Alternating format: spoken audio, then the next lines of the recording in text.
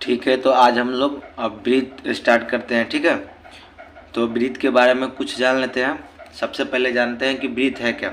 तो देखिए, किसी निश्चित बिंदु से समान दूरी पर स्थित बिंदुओं का बिंदुपथ ब्रीथ कहा जाता है। ठीक, एक निश्चित बिंदु से, मान लीजिए ये ब्रीथ है, मैं अपने हाथ से बनाया हूँ, आप लोग अपने से किसी इंस्ट्रूमेंट के सहायता से बना लीजिएगा।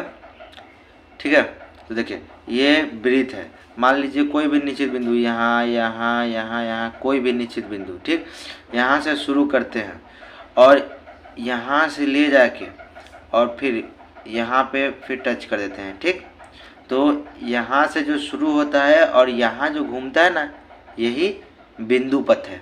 ठीक है, बहुत सारा बिंदुओं को एक साथ लेकर चलते हैं, जिसको बिंदु पथ कहते हैं। ठीक है, और इस बिंदु पथ से जो आकृति बनती है, ठीक, उसे ही ब्रीथ कहते हैं। तो समझ में आ गया होगा। ठीक है, अब देखिए, सबसे पहले देखिए ये क्या होता है, ब्रीथ का केंद्र होता है और केंद्र से जो भी परिधि को टच करता है ना, तो यहाँ से लेके और यहाँ तक इसको आर यानी त्रिज्या बोलते हैं। क्या बोलते हैं इसको? देखिए, इसको त्रिज्या, क्या बोलते हैं इसको? त्रिज्या। और त्रिज्या को क्या मतलब, हम लोग इसको अंग्रेजी में भी रेडियस बोलते हैं। ठीक है, अब देखिए, किसी भी वृत्त की सबसे बड़ी त्रिज्या उसका व्यास होता है। क्या? व्यास। अब देखिए, यहाँ से लेके और ये केंद्र से होके और इस क्षेत्र, मतलब एक छोर से होके दूसरे छोर तक केंद्र से होके जो पथ गुजरता है उसे क्या बोलते हैं? रेडियस, नहीं सॉरी, उसको बोलते हैं डायमीटर यानी व्यास। ये क्या हो गया? टोटल मिला के ये हो गया अपना व्यास। इसको अंग्रेजी में क्या बोलते हैं? डायमीटर।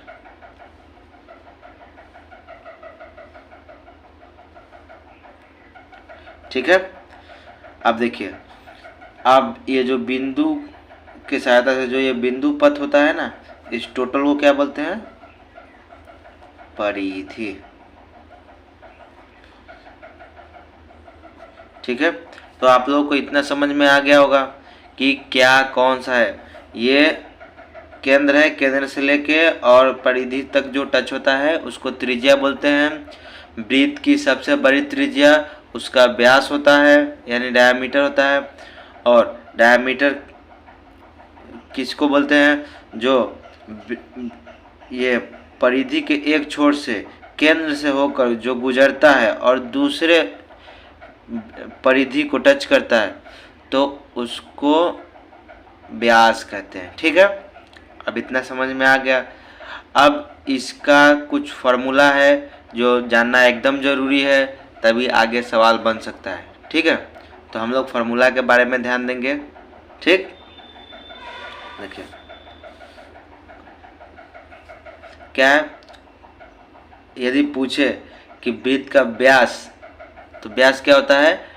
त्रिज्या के दुगना। यहाँ देखिए, यहाँ से यहाँ तक त्रिज्या हो गया, फिर यहाँ से यहाँ तक भी त्रिज्या हो गया, लेकिन ये दोनों को मिला देंगे तो व्यास हो जाएगा। तो क्या है कि व्यास बराबर, वृत्त का व्यास बराबर क्या होता है? 2 × r। यहाँ r त्रिज्या रेडियस को डिनोट करते हैं। ठीक, तो 2 गुने त्रिज्या यानी 2 × r होता है। वृत्त की परिधि, ये जो जितना भी है ये परिधि है। ठीक, जो बिंदु से होकर बना है। तो वृत्त की परिधि बराबर क्या होता है? 2 × पाई × r। ठीक, देखिए एक चीज आप लोग जान लीजिए, नहीं लिख पाया था, ये आप लोग नोट कर लीजिएगा। पाई इक्वल टू होता है 22/7 या 3.7 1/4। ये इसका मान है, ये पाई का मान हो, ये फिक्स रहता है, ये कभी भी इससे कम बेसी नहीं होता है, एकदम फिक्स है। ठीक है, तो आप लोग इसको भी याद कर लीजिएगा, ये गलती से छूट गई थी। ठीक है, अब देखिए, तो वृत्त की परिधि बराबर क्या होता है 2 इंटू पाई इंटू आर, इसको 2πr शॉर्ट में बोलते हैं। ठीक, अब देखिए वृत्त का क्षेत्रफल, वृत्त का क्षेत्रफल क्या होता है पाई इंटू आर या pi r square, r into r square हो जाएगा, तो पाई इंटू आर स्क्वायर या पाई आर स्क्वायर। ठीक है, देखिए वृत्त की त्रिज्या, अब मान लीजिए वृत्त की त्रिज्या भी निकालना पड़ता है, तो वृत्त का त्रिज्या निकालने के लिए यदि क्षेत्रफल दिया हो तो रूट अंडर वृत्त का क्षेत्रफल बट्टे पाई। ठीक है, या ये थोड़ा गलत हो गया था, इसके लिए इसको मैं काट दिया हूँ, ये मत नोट कीजिएगा, ये वाला नोट कीजिएगा, root under pi r square बटे पाई। ये क्या होता है, ये वृत्त की त्रिज्या का निकालने का फार्मूला होता है। सबसे इम्पोर्टेंट चीज़ होता है फार्मूला, फार्मूला दिमाग में बैठा रहेगा तो कोई भी सवाल तुरंत एकदम 2 मिनट में बन जाएगा, नहीं तो फिर दिक्कत होना शुरू हो जाता है। ठीक, अब आगे बढ़ते हैं। देखिए अब ये तो जितना भी फार्मूला था वो पूर्ण वृत्त का था, यानी पूरा वृत्त का, उसमें सवाल में अर्धवृत्त भी पूछता है, यानी आधा वृत्त अर्धवृत्त, तो उसका भी फार्मूला हम लोग जानते हैं। देखिए तो अर्धवृत्त का क्षेत्रफल कितना होता है, अर्धवृत्त का क्षेत्रफल होता है पाई आर स्क्वायर और बट्टा 2। फिर अर्धवृत्त का परिमाप कितना होता है 36 इंटू आर बटे 7 यानी 7, या इसको ये भी लिख सकते हैं कि पाई कोष्ठ में नहीं, आर कोष्ठ में पाई प्लस 2। ठीक है, पाई प्लस 2 का मान निकाल के और आर से गुना कर देंगे तो अर्धवृत्त का परिमाप निकल जाएगा। ठीक है दोस्तों, अब देखिए कभी कभी रिंग दिया रहता है, रिंग मतलब क्या है, एक वृत्त के अंदर भी एक वृत्त रहता है और दोनों वृत्त के बीच में जो रिंग, रोड ये मान लीजिए, या फिर कोई पट्टी मान लीजिए, या फिर कुछ भी, मतलब एक बीच में, जैसे देखिए मैं एक फिगर बना के समझाता हूँ। ठीक, देखिए जैसे ये एक वृत्त हुआ, ठीक, और इसमें एक और वृत्त रहता है। ठीक है, हमसे अच्छा से उतना नहीं बन पा रहा है, आप लोग इंस्ट्रूमेंट के सहायता से अच्छा बनाइएगा। देखिए तो ये 2 वृत्त हो गए। ठीक है, तो कभी कभी पूछता है कि इसका क्षेत्रफल, यही रिंग होता है, यहाँ से लेके और यहाँ तक जो भी ये पूरा है, ये जितना भी है ना, ये क्या होता है, ये रिंग होता है। तो इसका क्षेत्रफल पूछेगा, इसका परिमाप यानी परिमिति भी पूछेगा, तो हम लोग इसके बारे में पहले समझ लेते हैं। देखिए तो यहाँ पे 2 ठो वृत्त बनता है, एक तो ये परिधि है, इसके हिसाब से एक बन गया, इससे बड़ा एक और है जो ये बन गया। अब ये दोनों के बीच में एक पट्टी बनती है जिसको रिंग बोलते हैं। ठीक, तो आप लोगों को समझ में आ गया होगा हमारे हिसाब से। यदि ना समझ में आए तो आप लोग कमेंट में बोल दीजिएगा कि हाँ ऐसा प्रॉब्लम आ रहा है, तो हम समझाने की कोशिश करेंगे। ठीक है, तो देखिए अब रिंग भी निकालेंगे, तो रिंग का भी फॉर्मूला है। देखिए रिंग का क्या फॉर्मूला है, रिंग की परिमिति, परिमिति मतलब ये यहाँ से लेके यहाँ तक दोनों साइड का, ये बीच की परिमिति। ठीक है, तो इसका बीच क्या होता है 2πr1, r1 मतलब क्या, ये वाला आउटर।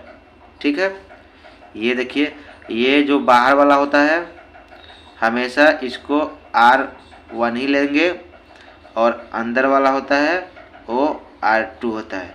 इसको स्मॉल में हम लिखे हैं, स्मॉल या कैपिटल दोनों में भी लिख सकते हैं, फॉर्मूला है, आप लोगों को जैसे सुविधा हो। ठीक है, तो क्या है कि 2πr1 R1 मतलब ये वाला, ठीक, माइनस 2 पाई R2, R2 मतलब ये वाला। R1 और R2 ही इसमें मेन होता है, बाकी ये दोनों फार्मूला से आते हैं, ठीक है। आप लोग को समझ में आ ही रहा होगा हमारे ख्याल से। यदि नया समझ में आया तो बेझिझक कमेंट में ज़रूर लिखिएगा, ठीक है। अब देखिए, अब इसका क्षेत्रफल भी, रिंग का क्षेत्रफल भी निकालने के लिए बोलता है, तो उसका भी फार्मूला है पाई इंटू R1। ये बड़ा R से इसलिए डिनोट किया गया है कि आप लोगों को समझ में आ जाए R1, ठीक, प्लस R2, ये क्या होता है R2 इंटू फिर R1 माइनस R2, ठीक। एक बार क्या करेंगे कि बड़े को छोटे से जोड़ देंगे और एक बार बड़े को छोटे से घटा देंगे, तो ठीक है। और जो भी आएगा इसके बाद पाई से एक दूसरे से सबका गुणा हो जाएगा, जो भी आता है वो आपका क्षेत्रफल आ जाएगा, रिंग का क्षेत्रफल आएगा, ठीक है। तो कल आप लोग इसको कंप्लीट करके आइएगा, जितना भी मैं बताया अभी फार्मूला, और तब इसके बाद इसी फार्मूला से आगे बहुत सारे सवाल बनेंगे जो आप लोगों को समझ में भी आएगा, ठीक है दोस्तों। तो आज बस इतना ही, ठीक।